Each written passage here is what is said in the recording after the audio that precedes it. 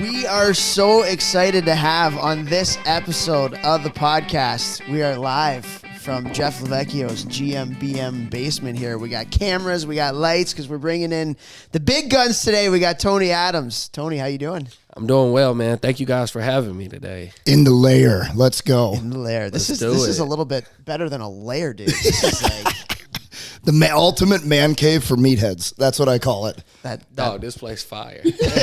Absolute gas. Well, Tony, man, I'm so excited to get you here. I've heard so much about you from Vechs and just the work that you guys do together and just the type of guy you are and your story of getting to where you were to, playing at the ultimate in the NFL. So first thing we always ask our people that come on, especially ones like yourself that have reached the pinnacle of your sport, like, how'd you fall in love with it? Football's got to be a passion of yours. So, what happened? How'd you fall in love with football growing up? Man, I'm not going to lie. I did not love football growing up. I actually, I'm not going to lie. The only thing that I liked about football was scoring touchdowns. Like, growing up, like the first thing you would do is hit at practice. And I would always, and I hated school growing up. I wasn't the best student, but I would always try to prolong doing my homework so I could come to practice a little bit later to avoid the hitting drills and stuff. And I actually quit football when I was young because I just didn't like it.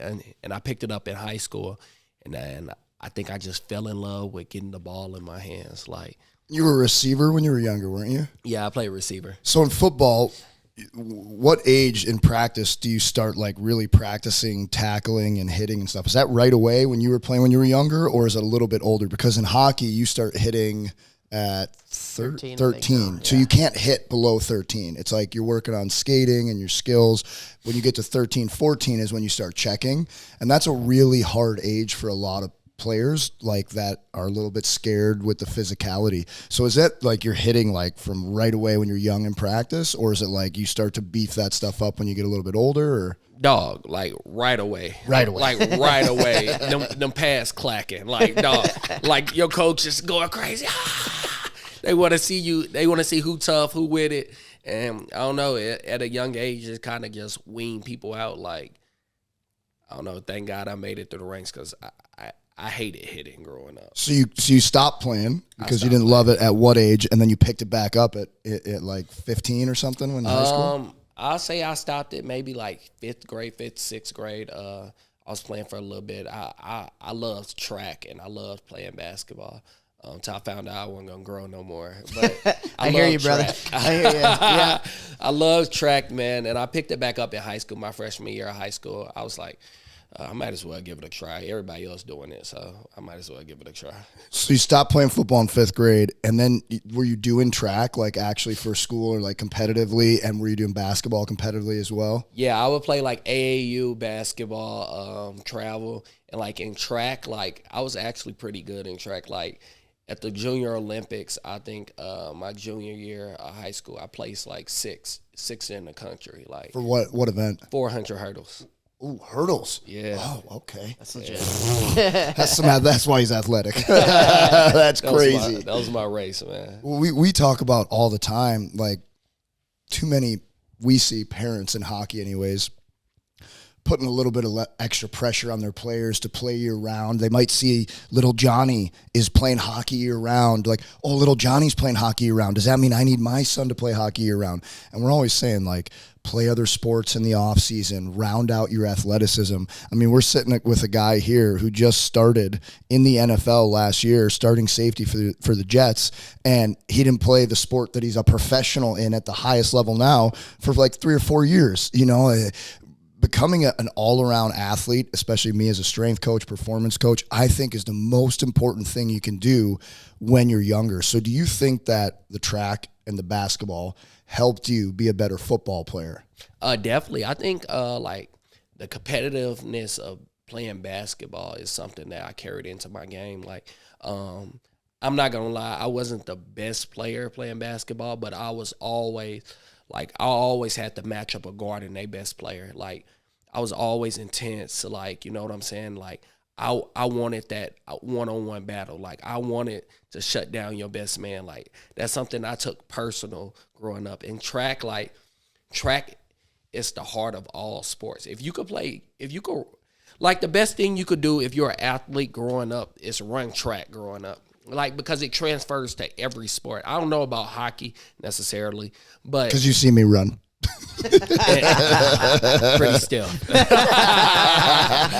But like track, like dog, like you're running, you're competing. It teaches you accountability, self-accountability, because when you're out there on the track, it's you versus 7 other people, and you have no one to blame nothing on. It's just you, and it's on you if you win or lose, you know what I mean? And like track, it teaches you heart. Like when you coming around that last straightaway and you don't got nothing left in the tank, all it is how big is your heart? Is my heart bigger than the man next to me? You know what I'm saying? Yeah. And you got the monkey on your back, and you got people clapping, and like, dog, it just fired me up, because like people don't understand playing other sports is what makes you better at the sport you want to play.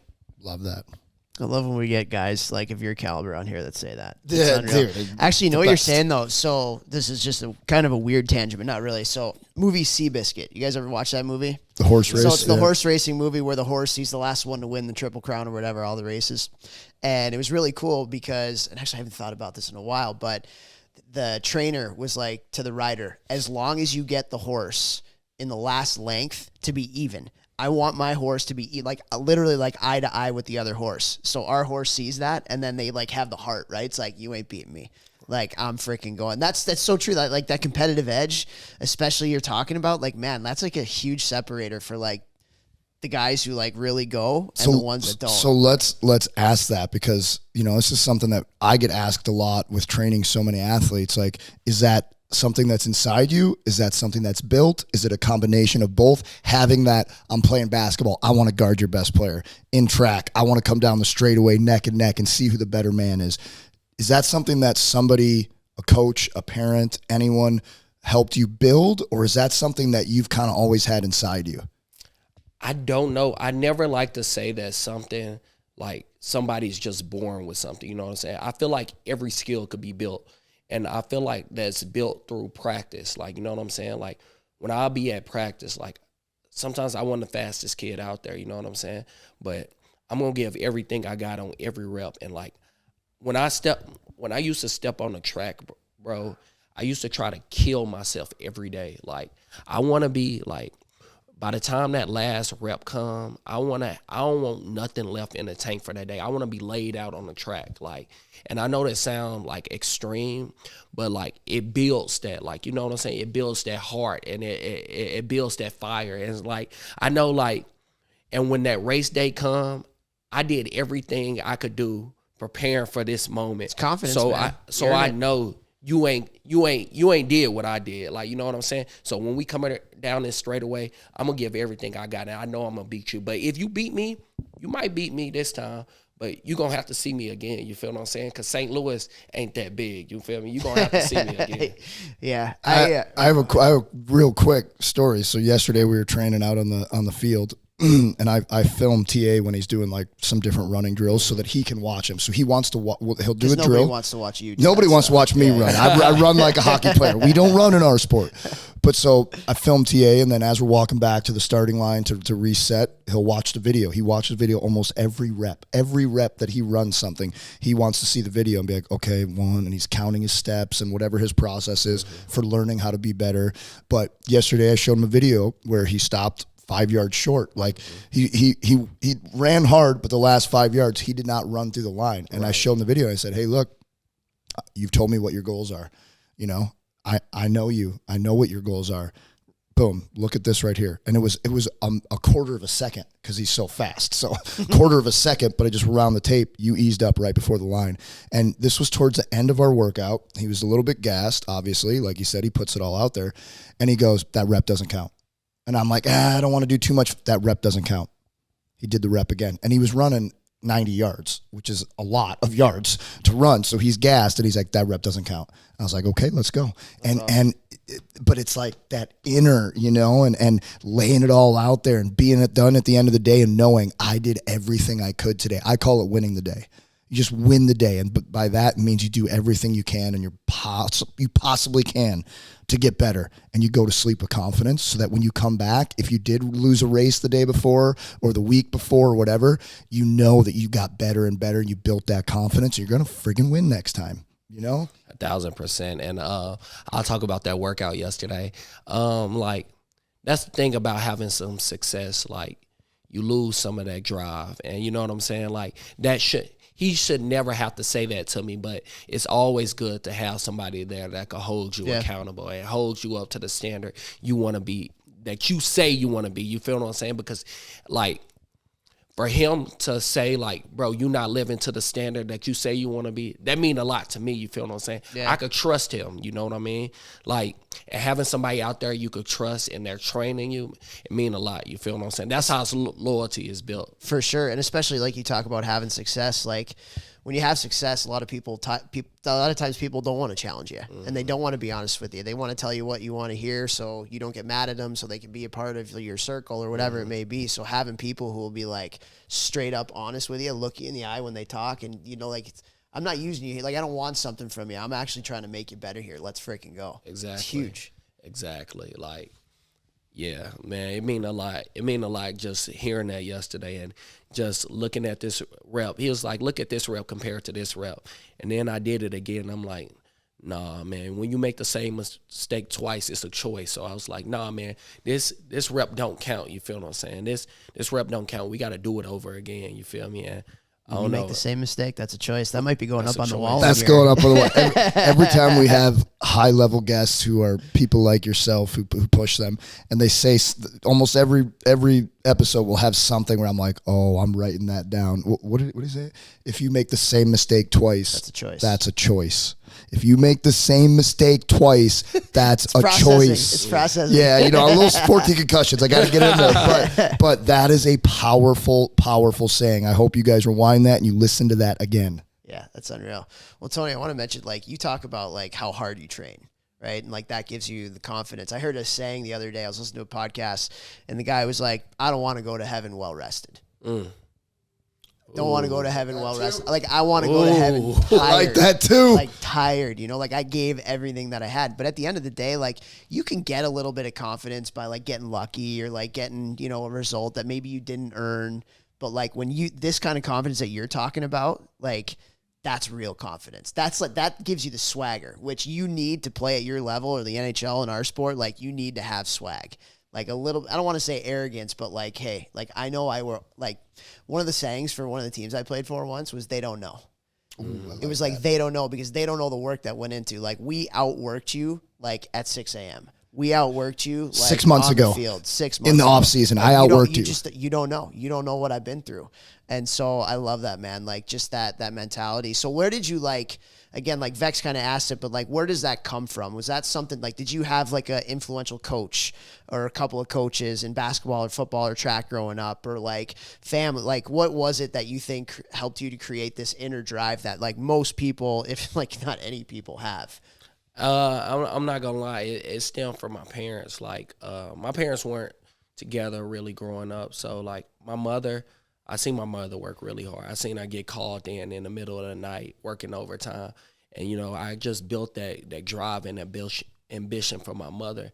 And like my father, on the other hand, I seen my father struggling my whole life. Like, I see my father, my grandmother living with rats, roaches, like, you know what I'm saying, living in poverty, you know what I mean, and in some bad situations. So, you know what I mean, that inner drive comes from, I get the ambition from my mother, but I get the, like, you know what I mean, the focus and wanting more from seeing like some of the stuff I see my father go through, you know what I mean? So like, yeah, it means a lot to me, you know what I mean? Like, working hard, having that mindset, man, always wanting more. And it mean a lot to me, because like I see my parents do a lot for me growing up. That's awesome. Is that something where, because obviously undrafted, had to be hard. I was undrafted, signed in the NHL. It wasn't easy. I think football. I was undrafted too, by the way. I think, by the way, I know you see Toph here, and he's 5'4". Toph was disgusting at hockey. For real? Dude, bro. You see like me, and you're like, yeah, that guy's a model, ex-pro athlete, whatever. I don't know about all that. Wait, describe me now. But you look at Mr. Toph, Male and, Model. And also a model. He's got a face for radio. No, just kidding. He's got a body for podcasting, but 5'4". In hockey, when hockey was like big, like everyone was like my size and like bigger, and he had over 100 points in college hockey in the Ivy League where they play less games than my league. What he did is amazing, and I tell people that all the time. And he had to go through a ton of adversity being a smaller guy. You, undrafted, played multiple sports. Your career in college wasn't as good in the beginning of college as it was your last couple of years, right? Like, adversity and building confidence and all those things, they go hand in hand. But like when you were down, when you were going through these hard times, when you weren't the starter, when you weren't the guy, first year in the NFL, not the starter, coming in undrafted, got to make the team. All of that is adversity. How have you dealt with that adversity? And do you have a process with adversity? Is it just like, I'm just going to go out there and every day just keep showing up? Or has somebody helped you mentally or emotionally with how to get through the setbacks? Because in sports, sports, life, you're going to hit roadblocks. You're going to hit setbacks. I think the people that are the most successful are the ones that learn from it and find a way around it. But when you're younger, not everybody knows how to get through those hard times. For the young athletes that are listening, what advice do you have for them when they hit adversity? That's a great question. Only kind of have. Yeah, I think it's a lot that goes into that. I'll start with me personally. I struggled with that growing up. Like, you know what I mean? Like, I faced a lot of adversity growing up. You know what I mean? And I say as the older I got, it's built this resilience, like this mental resilience. Like, man, like I'm not gonna let too much sway me, because you feel what I'm saying. I've been through the worst of my life. Like, my life can't get no worse than this. Like, I feel like, and there's some more rock bottoms that I could hit, but like, I feel like I done been through a fair share of things growing up. But my advice for the younger athletes coming up is like, it get better, it get greater later. Just keep pushing. Like, it get greater later, man. Like, that's all I can really say about it. And that's why I would tell my younger self, like, I think about that all the time. Like, what would I tell my younger self? Hey, everything you go through, I would tell them, like, it's all gonna be worth it. You feel what I'm saying? Because all that stuff that you're going through is just molding you. It's just building this armor. You feel what I'm saying?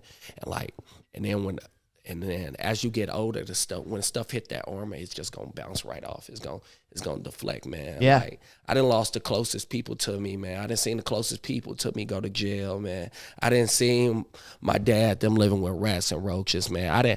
You feel what I'm saying? I'm not saying like my life has been the worst, because it hasn't. I'm grateful to have great people in my life. I never wanted for anything growing up. My mother took care of me. But, like, dog, I done been through some stuff, man. And, like, you feel me? Life can't get no worse, man. I'm actually blessed. I'm grateful. So something I tell the younger. So gratitude, pretty big thing. Like, even when you were younger, like, I'm grateful for this or that. Even though this is happening right now, I've got this or that. Is that something that you were able to use when you were younger, gratitude, and like think about the things you were grateful for? Or is that something now, looking back, that you're like, wow, that hard stuff, like, I'm grateful I went through that? In the moment, were you able to rise above and be like, this is happening to me in life or whatever, but I'm grateful for this and this? Or is that something that came later? I think it came later. I think it came later. I didn't know how to really deal with it growing up. Not until really I found the Bible, and I found like some great mentors to help me navigate what I was feeling, what I was going through, help me dig myself out of these dark abysses that like I would put myself in from just going through all the stuff and dealing with it just myself. But now I say I feel gratitude, and it just get greater later. You feel what I'm saying? Keep pushing. Because the sun gonna rise again. I love that, man. So I go around and do a lot of team building, working with teams on culture and stuff. First two things I talk about are resilience and relationships. And the more that I like think about it and like hearing you talk too, like it's almost, you can't really have one without the other. Like, to be resilient, you have to have good people pushing you when you don't want to be pushed, but you also need people who are going to be there to put an arm around you. When, like, we all need an arm around us every once in a while. We all need a kick in the ass every once in a while too. And I don't think you can really have great relationships without resilience too, because relationships ain't easy. Like, relationship between a player and a coach, relationship between siblings, relationship between, spouses, whatever it is, like, they take work. They take a lot of work. And like, the more that I think about this, guys, like, dude, those two, you need, like, you can't have one without the other.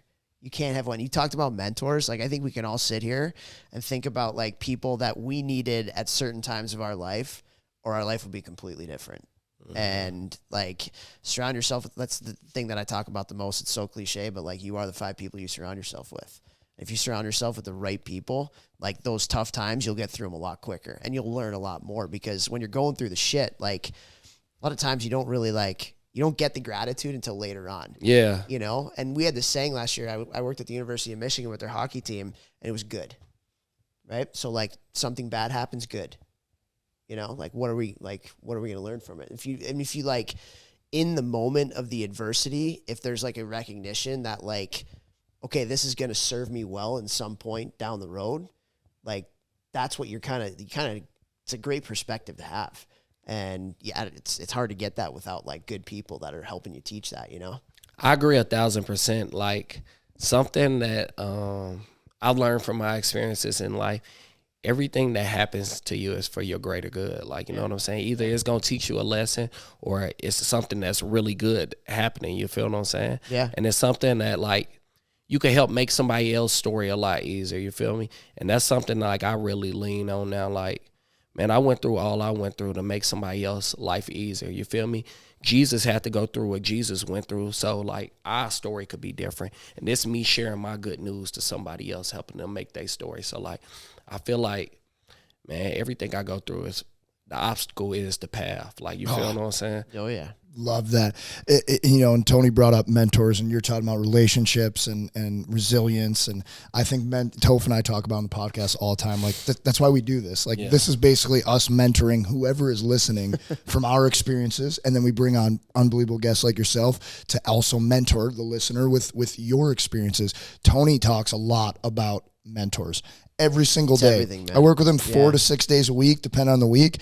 And he's literally, every single day I've worked with him for the last, 8 weeks, he's like, my mentor said this mentor said that. So obviously mentorship is a lot to you. Yes. What do you get from mentorship, and, like, what type, you have a couple of different mentors, because I've heard you talk about multiple.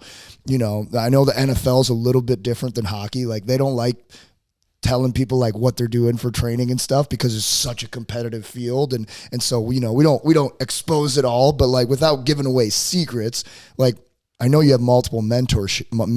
What do you get from the different mentors? What are people mentoring you with? Obviously your position in football. Mm-hmm. I'm sure you got a mentor who's an ex-safety, like, do you have other mentors in your life that are bringing you mentorship in different avenues? Yeah.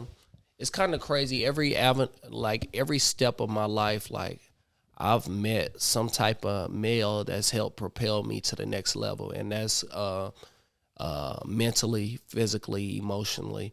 I got a couple of different mentors. I do have a mentor who he helps me with football, but, like, the biggest thing is, like, character building. You know what I'm saying? Like, one of my mentors, he say all the time, like, if I could get the better man, the better player automatically is going to come. Because, like, if you're responsible off the field, like, you're going to be responsible on the field. If you're a trustworthy person off the field, you're going to be a trustworthy person on the field. You feel what I'm saying? Like, the 2 and 2 go hand in hand. You know what I mean? So, like, I got, they just taught me how to be a better man. You know what I mean? Like, growing up, like, my pops was more like me and my pops was more like friends growing up. So, like, I never had that real male role model, like, you know what I mean? Like, and the male role models I had, like, they weren't really teaching me how to be a man like I want to be a man. So, like, I will always go and search for that, because I was always a curious person growing up. So, like, I will always venture off, and, like some of my friends' dad growing up, I'd be like, I like this about them, but I don't like that. And then I I go to high school. I had my head coach. I like this about him. I might not like this, so I'm going to take this from him. And now I went to college. I had a mentor. I like this. I like how he gets in his word and his Bible. I like how he loves his wife. Where I'm going to take that from him. And I got all these different mentors, and I take what I need from them and to help mold and shape me into the man I am today. So, like, I feel like you should be doing that with every person you encounter, because you can learn something from everybody. Everybody you encounter, you can learn something from them. I love that so much, man. And a lot of what you're talking about, what I loved hearing was like, I feel like in today's world, like we always see the bad in people, you know, and you're talking about taking the good from the people, because none of us are perfect. We all have our skeletons. We all have different shit that we go through, whatever it may be. Exactly. But like taking the good, like first of all, seeing the good in people instead of just like, you're on that team, I'm on this team, I hate you because you think this way or live this way or whatever it may be. Like, see the good in people and like take that and like use it as like fuel for you to be better at whatever you're maybe deficient at. Maybe that person, you can learn something from them. I love that so much. Man, 1,000%. And man, this just goes back to, I love referring everything back to something biblical. Like in the Bible, God he takes imperfect man and makes them do large tasks they couldn't even imagine, and just shows us that, like, you feel what I'm saying? You don't have to be perfect to be a great man. Like, look at Moses, man. Moses, He killed someone. He killed the man. You feel what I'm saying? Moses was a coward. He ran off, and God had to tell him, like, no, Moses, you're going to be the one that's going to lead my people out of Egypt. And even Moses cowered from that one. But he eventually led his people out of Egypt, led them into like the wilderness, you know what I mean? And became this great leader and this great historical figure in the Bible. Man, look at David. David was an imperfect man. You know what I'm saying? He slept with somebody's wife. He got somebody killed. But God, when he talks about David, he said he was a man chasing after my own heart. You feel what I'm saying? So, like, man, we all imperfect people. Ain't nobody perfect, but we imperfect people could do great things. You're obviously a spiritual person, you know, on the podcast. You talked multiple times about the Bible and reference the Bible. I know you obviously pretty well, and I know that that's something that helps you stay on, you know, quote unquote, the right path, a good path, the path of trying to be a better person, be a better person in the community, in the world, all of those things. Is that something that you always had, or is that something that you began doing for a reason, or? Yeah, I talked about this before, but the way I got into the Bible, it was one of my mentors, and it was after my uncle died, and like, I say it again, it was the straw that broke the camel back. Like, this death was like monumental to me. Like, man, my uncle lived with me. We was close. Like, man, he would always tell me, it was a saying he always said. He said, don't look right, don't look left, don't blink, because if you blink, you're going to miss it. Like, you're going to miss the opportunity of a lifetime. He told me one time after he had one of his strokes in the hospital, like, I just hated the man I was. Like, you feel what I'm saying? Like, I just hated how I was living life. Like, I would think about, like, the way I was living life, this wouldn't be a man like my uncle would be proud of, because, like, my uncle had sons, and, you know, they lived with me too, and they was running in and out of prison. You feel what I'm saying? He was disappointed how his sons was living. So, like, he would try to steer me the opposite direction. I just hated the man I was, and I went to my mentor, and I was like, man, I really want to do something different. Like, man, can you teach me about this Bible you always talking about? And that, yeah, that death right there made me really want to change my life. Like, it made me want to be a better man. Like, you feel what I'm saying? That's awesome, man. That's awesome. Yeah. So, and, you know, that goes back to what we were talking about earlier with resilience. And something bad happens. And what Toph said at Michigan last year, what did they say? Good. I'm going to find a way to use this bad thing in my life. And I could let this bring me down. I could easily let this bring me down, but I'm going to find a way to do better after this. And you know, yours is a death with somebody close to you, probably, you know, for sure one of the hardest things anyone could go through. But other people, like we've talked about, it might be a parallel in their own life. Like mine, for me, probably was getting a concussion right after signing an NHL deal. I worked my whole life. I have been so dedicated. I have chosen the right path, 99.9%, made the right decision to get to this goal. And then I felt like everything was ripped out from under me in one moment. And I get a year and a half of my life where I don't even know if I'm going to be able to walk and chew bubble gum again normally. Like, I'm so messed up and in the dark. But I could have let that take me one path, down a dark path, or I'm going to find a way to make this better. It's why I do what I do now. It's why I said yes to this podcast, because I had a bad thing happen to me and I could sit in my sorrows, or I could find a way to leverage that bad thing, build resilience, and find a way to make it work for me and work for others and bring them into some kind of light and make their life better. And you did that with the Bible. You know, it happened with me because of my injury. I know Toph's been through that stuff too. You know, Toph, like I said, Toph was unbelievable at hockey. And the reason that he retired when he did, he played 2 years pro. He had this problem with his stomach, like this crazy problem where he was losing weight. He couldn't eat. Like, he was messed up. Like, I remember you going, not that bad, but I remember you going through it. And like, I remember talking to you when you were in your second year pro and you're like, I'm not eating. I don't have any energy. And how can you play pro sports if you don't have that? Yeah. Toph is one of the best coaches that I know for young men on the ice, off the ice. He's built the Hockey Think Tank company. He's built this podcast. He's helping probably, you know, it's at least thousands, but it's probably well over 10,000 players now, because he just like puts himself out there to give his experiences, like you said. And I just think that it's so important to learn these resiliency skills. And when you find that hard time, having a mentor there, like you had with your guy who said, let's dig into the Bible. And, for me, it was whatever I did and whatever he did. And mentorship is so important. And that's why we're so happy to have you on this podcast right now, because I know that there's somebody out there who's going through something that is the hardest thing they've ever been through, that's going to hear that and hear where you're at now and go, man, like, he used this. For you, it was the Bible. He used this, and look where he is now. You know what, though, Vechs? I think another thing that's really important, and I want to ask you about this too, is like, you said you approached this coach and he was like, hey, I want to learn about this. Mm-hmm. That ain't something that us as men do very often. Yeah. We think we can get through shit on our own, by ourselves. Like, we got to build this like mental toughness, this resilience. We have to do it ourselves. You asked for help. Yeah. You went to this guy and you were like, hey, like, you live the way that I want to live. Like, teach me.